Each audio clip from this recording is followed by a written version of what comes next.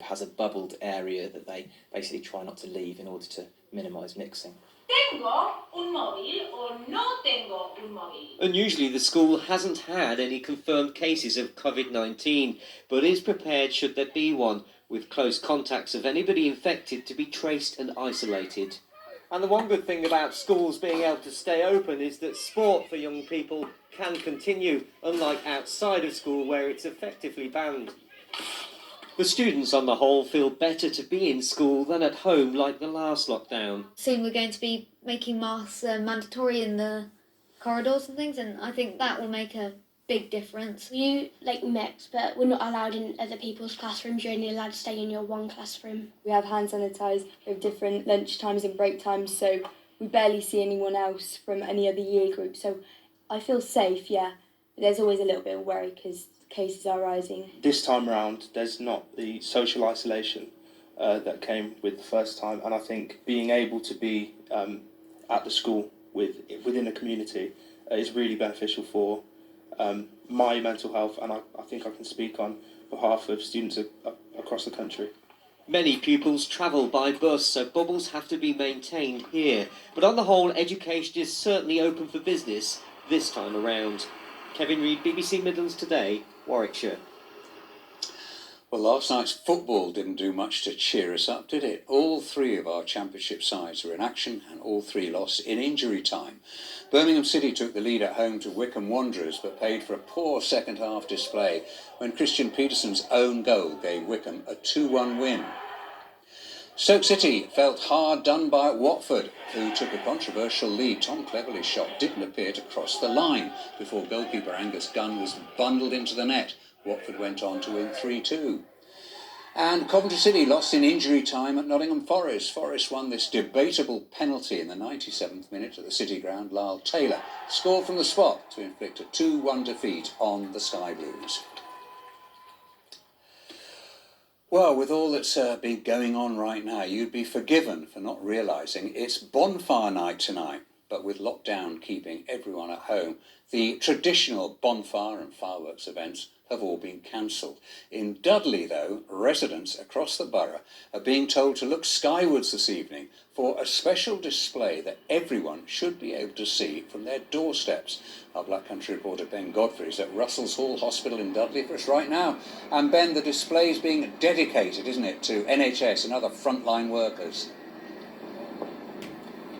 Yes, Nick, it feels really good, actually being here on this Thursday night again at the start of a lockdown, honouring the NHS workers at Russell's Hall here behind me. Let's talk to some of them before we talk about the fireworks spectacle later, find out, their sense of what it's like at the moment. Mari Banner, you're a matron here. How tough is it for your staff on the COVID ward at the moment? Okay, so it's really challenging for our staff at the moment. Many are exhausted from working long hours. Many are frightened for both themselves, their loved ones and their patients. So extremely difficult time for our staff here at Russell's Hall. Let's bring in your colleague, Dr. Vera Marlowe. Murray, what is it like for staff in terms of their morale? And secondly, what advice do you have to people about the seriousness of taking this lockdown? We're now seeing the second wave, and we now understand how serious this virus can be. And our key message that we want to send out to people is the three simple things of wearing a face mask in enclosed spaces, hand washing, and social distancing. Thank you. We have a fireworks spectacle in Dudley. There's an element of celebration here tonight as well. 6 simultaneous firework displays across the borough, secret locations to try and keep people safe, watching it through their windows. Let's talk to a councillor about it. Nicholas Barlow. Nicholas, £45,000 you're spending on this. You haven't got a Hindley festival this time round. Shouldn't that money have gone to frontline services instead, rather than literally going up in smoke? This 45,000 is actually a third of what we would spend on events budgets, such as Himley, also the Armed Forces Day, all of the public events which we've had to put on hold because of COVID. So this is our way of giving thanks really to all the frontline staff, NHS, carers, and also carers in individual homes as well. This is our thank you to them for all the efforts that they've done. Okay, Nicholas Barlow. Okay, thank you very much. And to the people here at Russell's Hall tonight who are taking an interest in what we're doing, being here, and they want to say, I think, to people watching, take these guidelines seriously. There are people here being treated, very young people as well as older, and they need support here. They need your help. Ben, thank you. And talking about fireworks, we're also looking skywards for the weather forecast. As always, gives the seaweed a break anyway. So what's happening, Shefali? Indeed, yes, giving the seaweed a break. Well, if you are looking skywards and the skies are clear enough to see the moon and the temperatures are low enough, then you will get a frost, which could be the case again tonight. But the skies were certainly clear enough through today to see lots of sunshine. In fact, the region was basking in it from tip to toe. And it was dry as well. We did have some early morning mist and fog to contend with, and that held temperatures back slightly, but they didn't respond too well, only because we're still stuck in this northwesterly flow.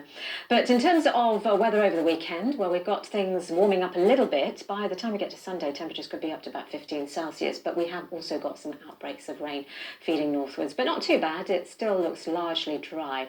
But it's high pressure that's in control at the moment, and once that relinquishes its hold, then we'll start to see the system moving up from the south, and that's what's bringing in that rain.